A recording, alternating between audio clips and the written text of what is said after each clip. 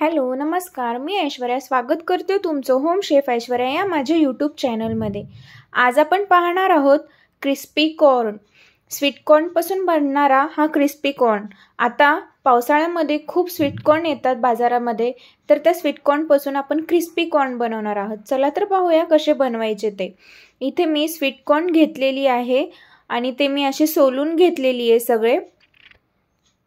आणि आता हे स्वीट कॉर्न आपल्याला गरम पाण्यामध्ये उकळून घ्यायचे। इथे मी पाणी घेतलेली आहे, गॅसवरती ठेवलेली आहे आणि त्यामध्ये अर्धा चम्मच मी मीठ टाकून घेते आणि पाणी व्यवस्थित असं उकळल्याच्या नंतर त्यामध्ये आपल्याला हे कॉर्न टाकायचेत।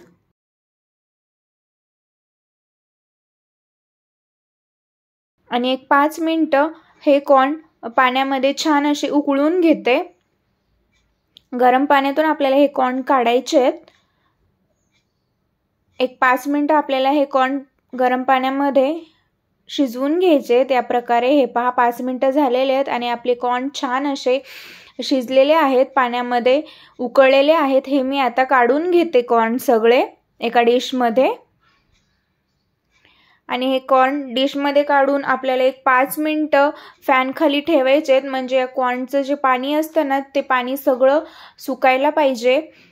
म्हणून एक 5 ते 10 मिनिटं आपल्याला हे कॉर्न फॅनला ठेवायचे, म्हणजे कॉर्नचं पाणी सगळं निघून जाईल। हे पहा, हे मी 5 मिनिटं फॅन खाली ठेवलेली आहे कॉर्न। आणि आता यामध्ये मी या छोट्या वाटीने 1 वाटी कॉर्नफ्लॉवर टाकते आणि त्याच वाटीने अर्धी वाटी मी यामध्ये तांदळाचं पीठही टाकते। आणि हे छान असं व्यवस्थित असं मिक्स करून घेते, म्हणजे हे दोन्ही पीठ कॉर्नला व्यवस्थित असं कोट होईल। 1-2 मिनिटं आपल्याला व्यवस्थित असं मिक्स करून घ्यायचंय,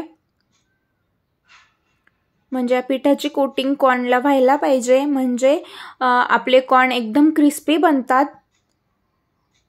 आता छान असं व्यवस्थित असं मिक्स झालेले आहेत आपले कॉर्न। पाहू शकता सगळ्या कॉर्नना पीठ लागलेले आहे आणि तेल असं एकदम कडक गरम होऊ द्यायचे आणि एकदम गरम तेलामध्ये आपल्याला हे कॉर्न टाकायचे आहेत आणि त्यावरती आपल्याला अर्ध झाकण ठेवायचे, म्हणजे ते कॉर्न उडायला नाही पाहिजे, कारण कॉर्न तेलामध्ये टाकल्याच्या नंतर ते उडतात फुटतात, म्हणून त्यावरती थोडंसं झाकण ठेवायचे आणि अर्ध उघडं ठेवायचं आणि अर्ध झाकून ठेवायचे। आणि 4 ते 5 मिनिटांनी आपल्याला पाहायचंय। पाहू शकता एका साइडने आपले कॉर्न छान असे तळले गेलेले आहेत, लालसर झालेले आहेत। आपल्याला मीडियम टू हाय फ्लेमवरती हे कॉर्न तळून घ्यायचे आहेत आणि परत एक 5 मिनिटं मी दुसऱ्या साइडने हे कॉर्न व्यवस्थित असे तळून घेते।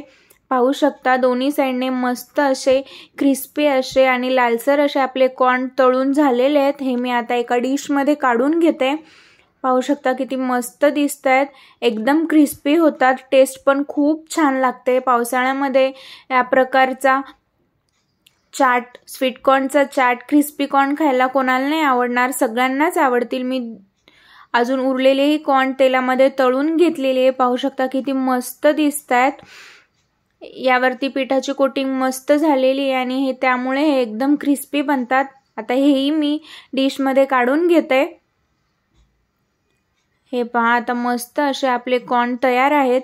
यावरती मी आता अर्धा चम्मच चाट मसाला टाकते, अर्धा चम्मच आणि अर्धा चम्मच लाल तिखट टाकते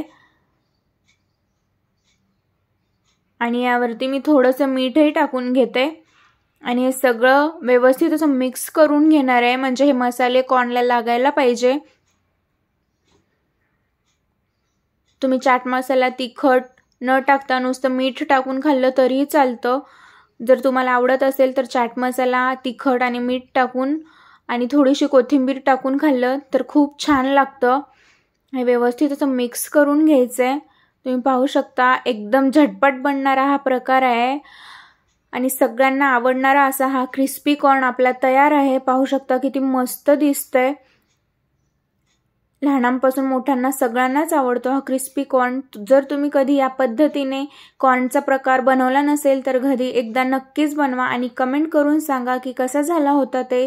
आपण पुन्हा भेटूया एका नवीन रेसिपी सोबत। Thank you for watching.